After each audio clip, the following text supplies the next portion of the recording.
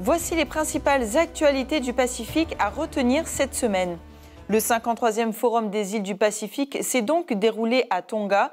18 dirigeants du Pacifique se sont réunis pour évoquer les questions liées au changement climatique ainsi qu'aux enjeux politiques dans la région, notamment la crise qui secoue actuellement la Nouvelle-Calédonie. La plupart des dirigeants souhaitent davantage que la reprise du dialogue demandé par le président de la République pour pouvoir avancer.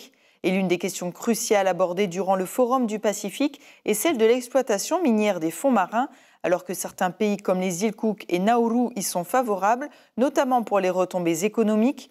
D'autres États insulaires craignent un désastre environnemental.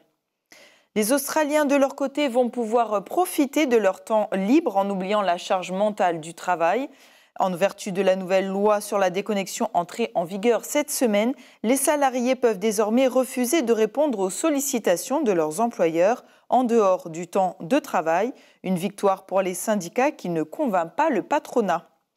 En sport, 350 athlètes ont participé il y a quelques jours à une compétition de swimrun à Moorea. Au programme de cette course, 2 parcours très variés entre terre et mer avec la victoire remarquée d'un binôme calédonien, Julien Delrieux et Alexandre Bressy sur le parcours du 35 km.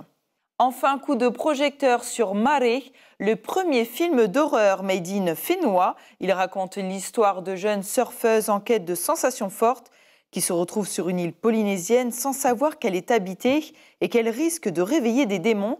Un long métrage tourné entre Tahiti et Moorea qui traite des essais nucléaires en toile de fond. C'est tout pour cette semaine. Pour continuer à suivre l'actualité du Pacifique, je vous donne rendez-vous sur Calédonia tous les samedis à 18 h.